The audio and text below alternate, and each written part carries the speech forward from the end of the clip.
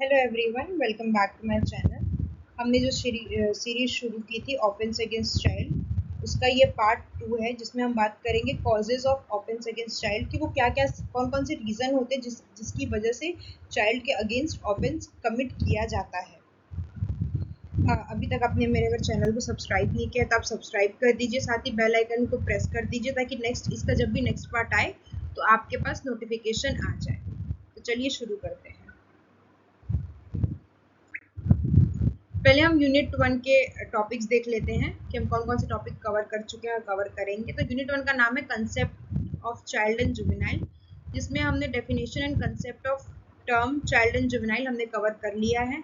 आज के टॉपिक में हम बात करेंगे causes of offence against child और नेक्स्ट वीडियो में हम बात करेंगे international protection to child and convention.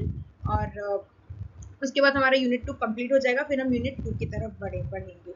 इसमें ऑफेंस अगेंस्ट चाइल्ड हम सारे ऑफेंसेस के बारे में बात करेंगे, जैसे कि child labour, child abuse, kidnapping, abduction, जो कि ऑफेंस जो वो सारे ऑफेंस जो चाइल्ड के अगेंस्ट कमिट किए जाते हैं। तो चलिए शुरू करते हैं। Introduction. Offense against children refer to acts or omission that harm the physical, mental, emotional, or moral well-being of persons below 18 years of age. This includes crimes such as child abuse, trafficking, sexual exploitation, child labor, neglect, and cyber offenses. Understanding the root causes of such offenses is essential for effective prevention, policy formulation, strengthening the justice system. सबसे पहले concept clear करो। Offence against child का मतलब है ऐसे act या omission जो 18 साल से कम एज के बच्चों के फिजिकल, मेंटल, इमोशनल या मॉरल वेलबींग को हार्म करते हैं। एग्जाम्पल के लिए जो ऑफेंस चाइल्ड के साथ होते हैं वो है child abuse, sexual exploitation, trafficking, child labour, neglect and cyber crimes. Important questions.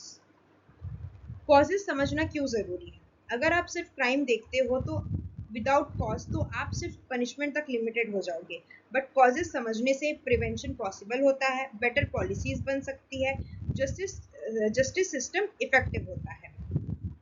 अब हम देखेंगे कॉन्स्टिट्यूशनल पर्सपेक्टिव। ठीक है, वो कौन कौन से the constitution of India provides a strong foundation of for child protection. सबसे पहला है आर्टिकल 14 जो कि बात करता है इक्वालिटी बिफोर लॉ। देन है आर्टिकल 15(3) जो कि बात करता है special provisions for children. Then article 21 बात करता है right to life and dignity. Then article 21 ये बात करता है right to education. Then article 24 बात करता है prohibition of child labour and article 39 E and F बात करता है protection of childhood and development. These provisions emphasize the state's duty to safeguard children, making it crucial to analyze why offenses still occur. इतना strong constitutional framework होने के बाद भी offence हो रहे हैं, इसका मतलब प्रॉब्लम ग्राउंड लेवल कॉज में है। Socio economic causes. सबसे पहले हम देखेंगे वो कौन से सोशल इकोनॉमिकल कॉजेस हैं जो कि रीजन है ऑफेंस अगेंस्ट चाइल्ड के। सबसे पहला है poverty and unemployment.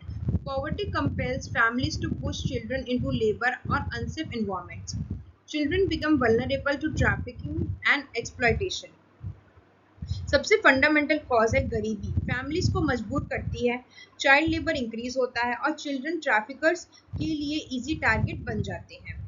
Minor point, survival compulsion, parents knowingly risk लेते हैं। Then second is child labour. Economic necessity leads to exploitation in hazardous industries. Governed by Child Labor Prohibition and Regulation Act 1986 prohibits employment of children in hazardous occupations. Child labour जो कि govern होता है child labour prohibition and regulation act 1986 में, children को hazardous industries में काम कराया जाता है, वहाँ पे उनका एक्सप्लॉयटेशन होता है और साथ ही उनको अब्यूज भी किया जाता है। हिडन पॉइंट की बात की जाए तो इनफॉर्मल सेक्टर जैसे ढाबा, डोमेस्टिक वर्क में लीस्ट रेगुलेटेड वहाँ पे लॉज होते हैं और हाई सबसे ज़्यादा एक्सप्लॉयटेशन वहीं पे होता है। Then C, illiteracy and lack of awareness. Parents unaware of child rights, children unable to report abuse. Illiteracy and lack of awareness, parent को राइट्स का नॉलेज नहीं होता है और चिल्ड्रन कंप्लेंट कर नहीं पाते हैं. Now D is trafficking and economic exploitation. Children traffic for labour, begging, prostitution. Socio-economic vulnerability is one of the primary drivers of offense. Parents को सॉरी जो ट्रैफिकिंग और इकोनॉमिक एक्सप्लॉयटेशन होता है उसके अंडर आता है बेगिंग, रैकेट्स, भीख मंगवाना, forced labour and sexual exploitation. Link समझ लो. सबसे पहले आता है पॉवर्टी, गरीबी से वल्नरेबिलिटी आती है, फिर ट्रैफिकिंग होता है और ऑफेंस कमिट होता है उनके साथ. Next is family related causes. सबसे पहला है broken families and domestic violence. Children exposed to violence often becomes victim. Lack of emotional support increases vulnerability. Broken families and domestic violence की बात की जाए तो चिल्ड्रन डायरेक्ट विक्टिम या indirectly victim बन जाते हैं. इमोशनल इनसिक्योरिटी डेवलप हो जाती है. Next is lack of parental supervision. Neglect leads to exposure to harmful influences. Neglect की बात की जाए तो उनको एक्सपोजर मिलता है ड्रग्स की तरफ, क्रिमिनल ग्रुप्स में वो इन्वॉल्व हो जाते हैं और ऑनलाइन प्रेडिटेटर्स के ज़्यादा वो इनको, क्योंकि अगर उनको पेरेंट्स से सपोर्ट नहीं मिल रहा है, वो अपनी बातें पेरेंट्स को नहीं बता रहे हैं, तो वो ऑनलाइन जा रहे हैं, सोशल मीडिया पे जा रहे हैं और उनके थ्रू वो किसी न किसी चीज़ों में फंस जा रहे हैं. Next is alcoholism and substance abuse. Leads to abusive behavior within households.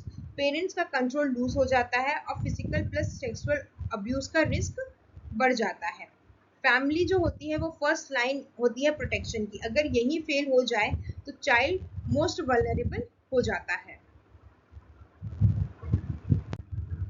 Next is psychological and behavioural causes. इसमें सबसे पहला आता है mental illness of offenders. Certain disorders होते हैं जो कि डिविडेंट बिहेवियर को शो करते हैं. सर्टन साइकोलॉजिकल डिसऑर्डर में लीड टू डिविडेंट कंडक्ट, जो कि कभी कभी पेरेंट्स को समझ में नहीं आता है. और जब भी कोई मेंटल इलनेस अगर आपको बच्चों में दिख रही है तो आप तुरंत उनको डॉक्टर्स के पास लेके जाए for supervision. Next is aggression and frustration. Social pressures can manifest as violence against weaker groups children.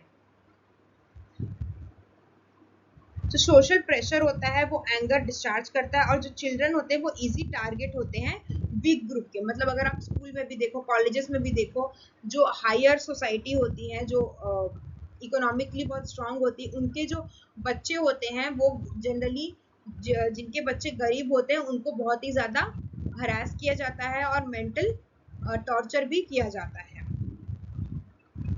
Next is cycle of abuse. Victims of childhood abuse में बिकेम ऑफेंडर्स लेटर. ये बहुत ही इंपॉर्टेंट कंसेप्ट है. जो child abuse सफर करता है वो future में offender बन जाता है. इसको बोलते हैं victim becomes offender cycle. Highlights the importance of mental health intervention. और ये जो साइकोलॉजिकल और बिहेवियर कॉजेस है ये हाईलाइट करता है इंपॉर्टेंस मेंटल हेल्थ के इंटरवेंशन को. Next is cultural and social factors. सबसे पहला है patriarchal mindset and gender bias. Preference for male children leads to female foeticide, neglect of girl child. जो पैट्रियार्की और जेंडर बायस है वो गर्ल चाइल्ड को के डिस्क्रिमिनेशन को बहुत ही ज़्यादा प्रमोट करते हैं, बहुत ज़्यादा बढ़ावा देते हैं, जिसकी वजह से फीमेल फोर्टिसाइड होता है, फीमेल चिल्ड्रन को निग्लेक्ट किया जाता है. माइनर पॉइंट की देखा जाए तो जो सन प्रेफरेंस है वो एक स्ट्रक्चरल वायलेंस क्रिएट करता है. Then second is child marriage and harmful practices. Early marriages exposes children to exploitation. जो अर्ली मैरिज होती है वो सेक्सुअल प्लस फिजिकल दोनों तरीके से एक्सप्लॉयटेशन होता है और जो बेसिकली बच्चों का जो एजुकेशन होता है वो वहीं पे स्टॉप हो जाता है. Then C is social stigma and silence. Often crimes often go under unreported due to fear of dishonor and victim blaming. लोग रिपोर्ट नहीं करते हैं क्योंकि बदनामी होगी, शेम की वजह से एंड विक्टिम ब्लेमिंग की वजह से. कल्चर नॉर्म्स ऑफन नॉर्मलाइज और कंसील अब्यूज. जो अनरिपोर्टेड क्राइम्स होते हैं वो इनविजिबल क्राइम बन जाते हैं. नेक्स्ट इज टेक्नोलॉजिकल कॉजेज, जिसमें सबसे पहला है साइबर क्राइम अगेंस्ट चिल्ड्रन। इसमें ऑनलाइन अब्यूज होता है, एक्सप्लॉयटेशन होता है और आइडेंटिटी भी थेफ्ट हो जाती है। Then B is online grooming and child pornography. Predators manipulate children through digital platform. जो प्रेडिटर्स होते हैं वो ट्रस्ट बिल्ड करते हैं और फिर एक्सप्लॉइट करते हैं बच्चों को। Then C is misuse of social media, exposure to harmful content, lack of digital literacy.